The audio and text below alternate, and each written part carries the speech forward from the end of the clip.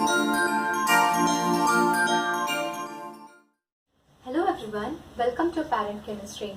तो आज जिस टॉपिक को हम स्टार्ट करने जा रहे हैं वो है Werner's theory of coordination compound. Coordination compound board point of view से भी एग्जाम में इम्पोर्टेंट चैप्टर है। तो let's begin. Werner's theory. Werner नाम के एक साइंटिस्ट थे, एल्फ्रेड वर्नर, जिन्होंने फर्स्ट टाइम हम सभी को बताया कोऑर्डिनेशन कंपाउंड्स के बारे में। He was the first one to give an idea और information about coordination compounds. Alfred Werner, he gave us the information through his experiment. उनका एक्सपेरिमेंट ये था, in his experiment he took a series of cobalt chloride complexes with cobalt chloride compounds with ammonia, and he reacted them with silver nitrate and excess. तो आइए हम लोग देखते हैं इसको। cobalt chloride compound with ammonia,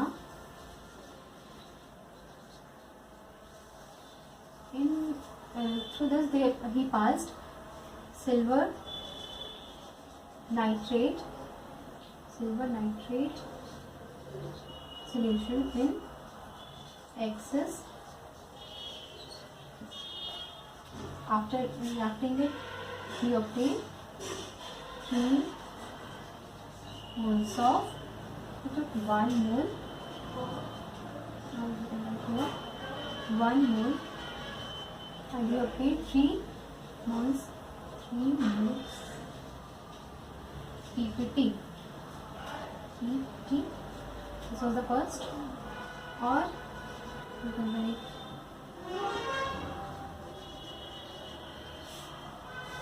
same as excess of AgNO3 and obtained 2 AgCl PPT. White PPT, AgCl PPT होता है वो वाइट कलर का होता है, वाइट PPT। और एक कंपाउंड लगेगा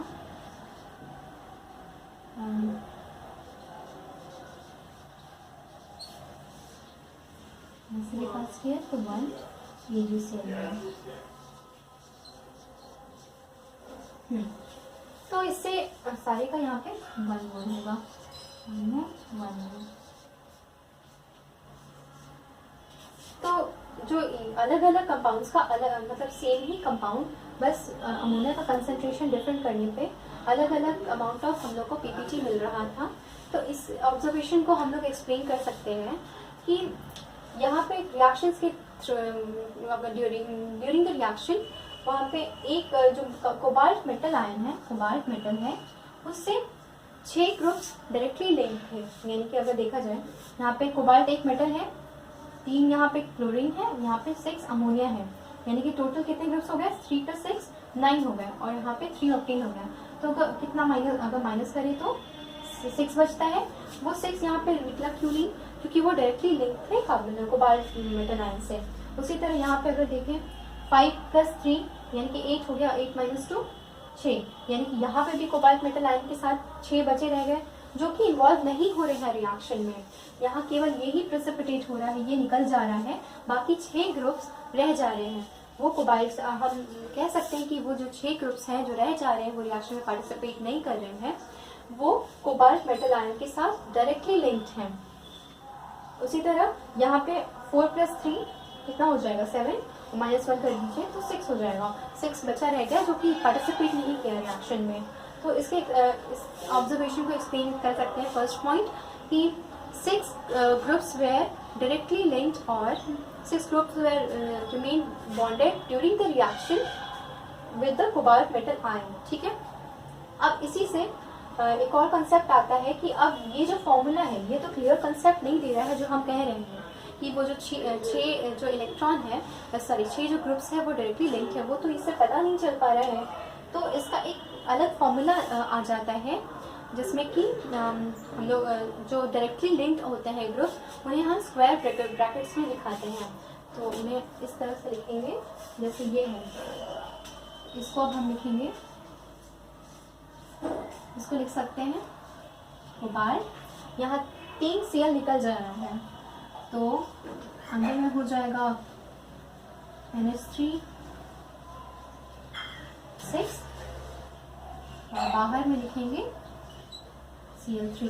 ठीक है, यहाँ पे 2 Cl निकल रहा है, जो निकल जा रहा है वो बाहर लिख रहे हैं, क्योंकि वही होगा जो वीकली बॉन्डेड होता है मेटल आयन के साथ, और जो स्ट्रांगली बाइंडेड होता है वो उसे हम लोग अंदर लिख रहे हैं, जो पार्टिसिपेट नहीं करेगा रिएक्शन में।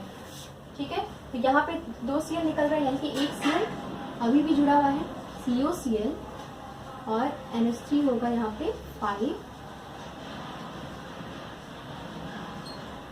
और बाहर हो जाएगा Cl2, क्योंकि 2 निकला है, इतना ही है ना, 2 + 3 1 3 होगा, NH3 5।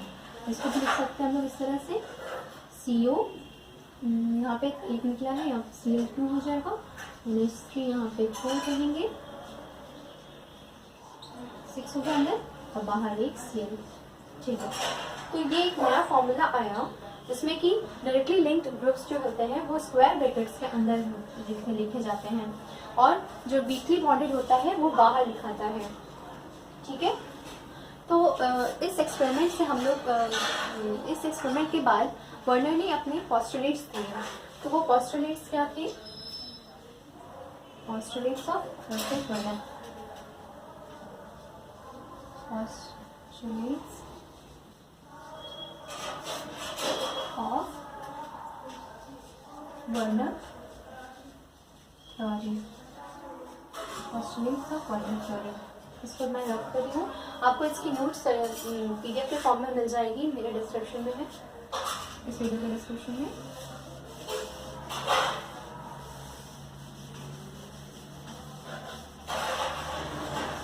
तो पहला पोस्टुलेट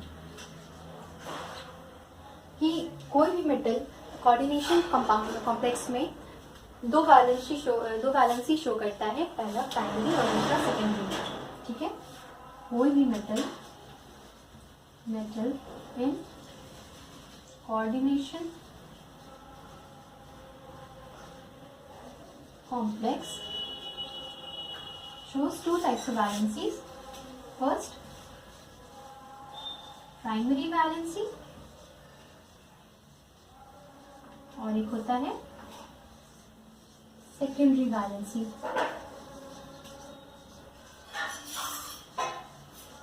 जो प्राइमरी वैलेंसी होती है ना, उसे हम कह सकते हैं कि वो oxidation state of the metal होता है, और जो सेकेंडरी वैलेंसी होता है वो होता है number of directly bonded atoms to the metal.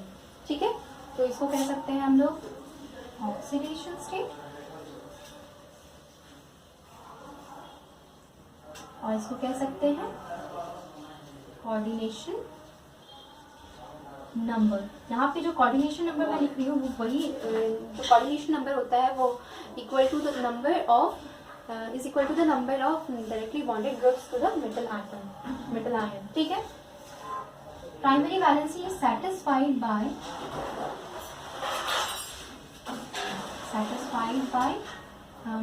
anions,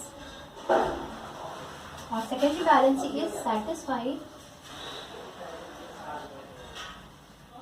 by anions और neutral molecules। ये कोऑर्डिनेशन नंबर के इक्वल है ना, तो कोऑर्डिनेशन नंबर के इक्वल है, मतलब अगर एक एग्जांपल ले COCl NH3 5 Cl। ठीक है, तो यहाँ पे अंदर वाले जो ग्रुप्स हैं ये तो डायरेक्टली लिंक्ड है ना, तो क्या बोलते हैं, ये एनायन भी हो सकते हैं, यहाँ जैसे Cl है वो Cl- होता है, और NH3 तो न्यूट्रल मॉलिक्यूल है। यहाँ इसका कोऑर्डिनेशन नंबर ये डिसाइड करता है, ये है सेकेंडरी बैलेंस। ठीक है, और ये जो बाहर में है ये उसके प्राइमरी वैलेंसी, मेटल के प्राइमरी वैलेंसी को सेटिस्फाई करता है। ठीक है, ये एक एनायन है Cl-। देखो तो फिर इस तरह से primary valency satisfied by anion, और सेकेंडरी वैलेंसी सेटिस्फाई हो सकता है anion as well as neutral molecules, या फिर केवल न्यूट्रल मॉलिक्यूल्स या फिर केवल एनायंस भी हो सकते हैं। ठीक है, मतलब सेकेंडरी वैलेंसी में दोनों आ जाएगा, और प्राइमरी में केवल एनायंस ही हो सकते हैं। ठीक है, तो इससे ये जो सेकेंडरी वैलेंसी है, इससे हमारा एक नया फॉर्मूला आया जिसको हम ये लिखें। तो इसमें कुछ कुछ पार्ट्स हैं जो फिर से लिखती हूँ मैं। अगर इसका एग्जाम्पल है CO NH3 6 Cl3, अगर ये एग्जाम्पल है तो इसके अंदर वाले स्क्वायर को बोलेंगे हम लोग coordination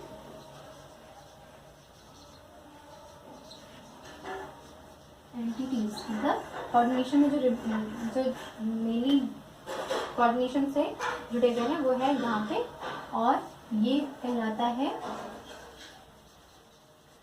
counter ions. Okay, so next point is, ये था फर्स्ट पॉइंट, मैंने पॉइंटर से लिखा नहीं है और आप समझ लीजिएगा।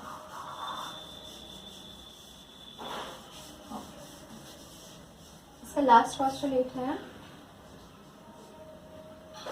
ये पोस्टुलेट है कि जो कोऑर्डिनेशन स्क्वायर के मतलब स्क्वायर ब्रैकेट्स के अंदर जितने भी ग्रुप्स हैं वो अपने आप को इस तरह से अरेंज करते हैं कि वो एक डिफरेंट ज्योमेट्री देता है कोऑर्डिनेशन कॉम्प्लेक्स का। मतलब कि ये जो कोऑर्डिनेशन एंटिटी है, मतलब ये कोऑर्डिनेशन नंबर डिसाइड करता है कि उसका अरेंजमेंट किस तरह से होगा। उसको कहते हैं, आप लिख सकते हैं कि ग्रुप्स बॉन्डेड बाय, जो ये तो सेकेंडरी लिंकेज हो गया ना, सेकेंडरी वैलेंसी, तो groups bonded by secondary linkage have characteristic special arrangement. Special arrangement मतलब वही कि स्पेस में उसकी ज्योमेट्री किस तरह से है, ठीक है। तो इस तरह के स्पेशल अरेंजमेंट को हम कहते हैं coordination polyhedra. Coordination polyhedra, that is spatial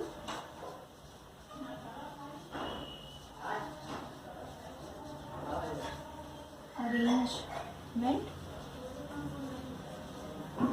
of groups, ठीक है। स्पेशल अरेंजमेंट ऑफ ग्रुप्स जो भी डायरेक्टली बॉन्डेड होते हैं मेटल आयन से, ठीक है, bonded directly to metal ion. Okay, तो ये जो स्पेशल अरेंजमेंट हो सकता है होता है वो कोई भी हो सकता है, वो या तो ऑक्टाहेड्रल होगा या टेट्राहेड्रल हो सकता है या फिर स्क्वायर प्लेनर हो सकता है। मतलब किसी भी तरह का कॉम्प्लेक्स बना सकता है स्क्वायर प्लेनर। इसका कुछ एग्जांपल्स देखते हैं हम लोग। जैसे कि ये एग्जांपल यहाँ पे 6 है ना कोऑर्डिनेशन नंबर, ये बनाएगा एक ऑक्टाहेड्रल कॉम्प्लेक्स।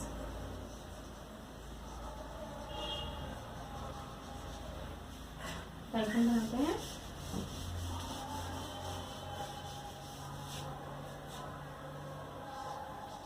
CO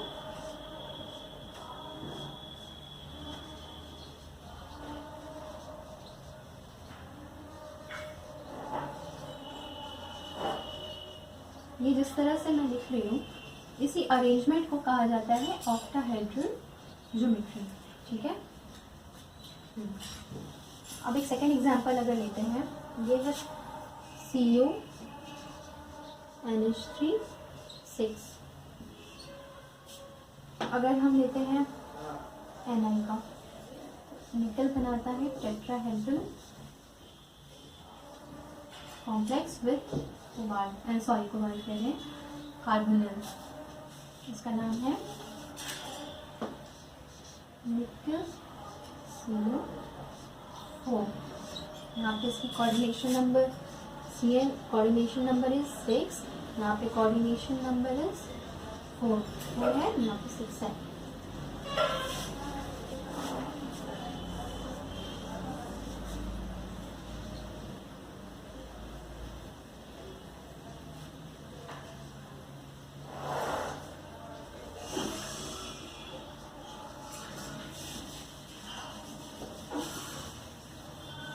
और एग्जाम्पल लिख लेते हैं।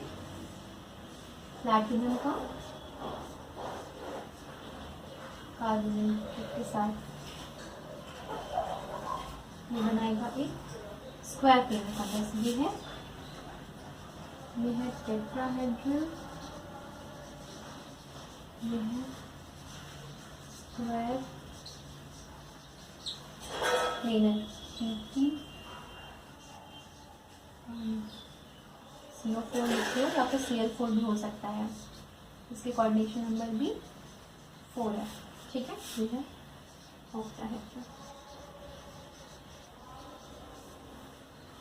So that's all for today. आज की टॉपिक यही खत्म होती है। अगर आपको इस टॉपिक से रिलेटेड किसी भी तरह का डाउट है तो आप कमेंट सेक्शन में मेंशन कर सकते हैं। जिन्होंने भी मेरे चैनल को सब्सक्राइब नहीं किया है वो सब्सक्राइब कर लें और आगे की वीडियो अपडेट्स के लिए नोटिफिकेशन बेल को ऑन कर लें। सो आगे की टॉपिक्स हम लोग आगे की वीडियोस में पढ़ेंगे। Thank you.